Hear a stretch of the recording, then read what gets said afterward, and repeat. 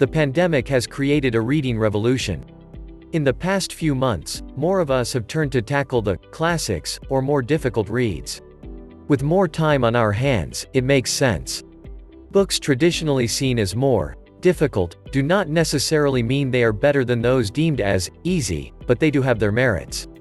Reading habits can often reflect the feeling of society at the time, and in the middle of a pandemic, it can be interesting to note what people are turning to.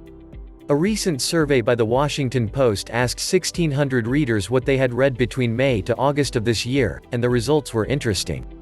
Readers tended to turn towards science fiction, a bold move, considering the apocalyptical feeling of 2020, romance, self-help and of course, books dealing with social and racial inequality.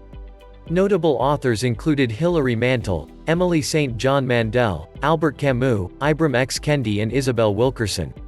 Although this survey is far from conclusive, it does reveal that despite fiction's obvious intent of escapism, it can give us comfort in the knowledge that we have been in a similar, difficult time before.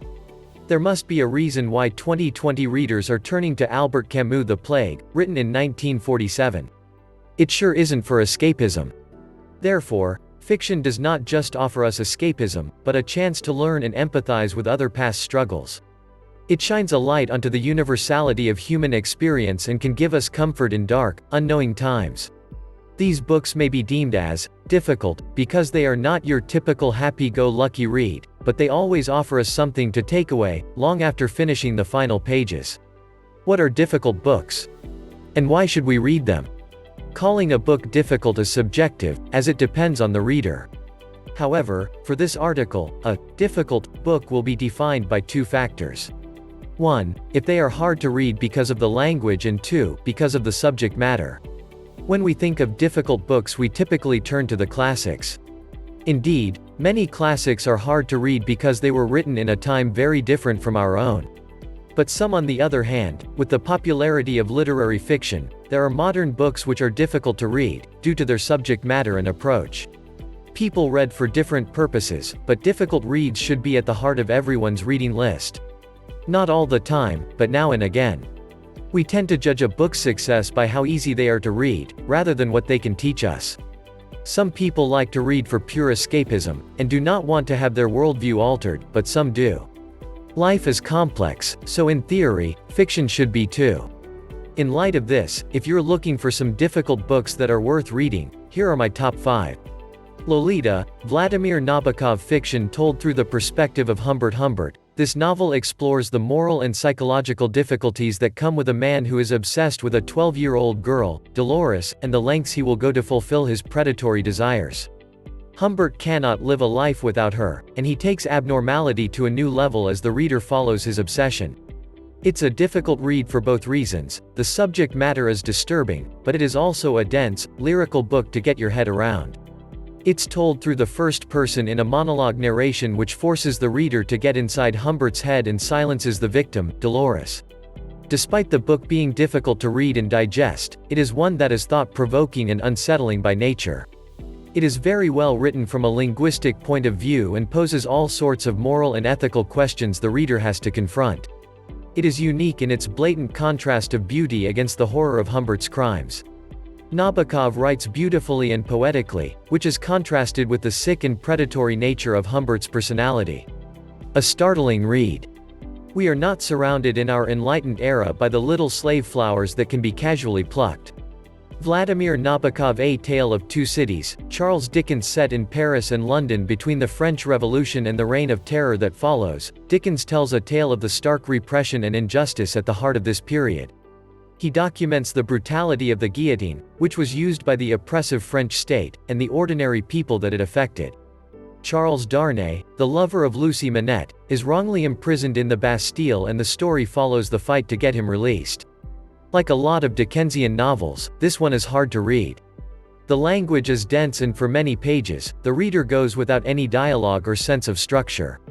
Dickens likes to provide a commentary on the society he is depicting, which features heavily in this novel. For fans of plot-driven novels, this one is difficult. However, there is always a sense of suspense as the reader wants to know whether justice is restored. The plot is not the easiest to follow, as there is so much depth to Dickens' writing. However, unlike his other novels, there are only a select few characters to keep track of. In a period of uncertainty and upheaval, Dickens provides a sense of hope that a society in ruins can arise from the rubble. It's a work of art and paints a brilliant picture of a particular moment in time, and is well worth reading just for that. I see a beautiful city and a brilliant people rising from this abyss. Charles Dickens, The Ragged-Trousered Philanthropists. Robert Tressel. Political fiction. Robert Tressel creates a portrayal of Edwardian, working-class life in this stunning work of political fiction. Told through the perspective of working people, struggling to stay afloat, it is a timely insight into the entrapments of poverty and a failed state.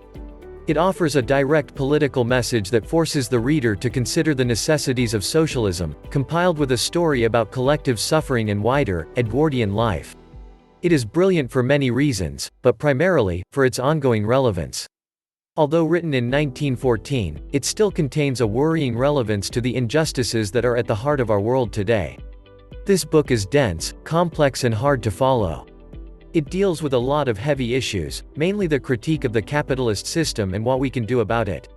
It's a book about politics, solutions and the natural inequality created by a society steeped within the capitalist framework. It displays and depicts poverty on the streets and in the home in an alarming fashion. But, it forces the reader to confront themselves and question the societal framework they are a part of. It's a work of its time, but also incredibly timely. On the Road, Jack Kerouac. On the Road is a tale of two Americans who are fed up with their lives, and decide to embark on a road trip across Northern America.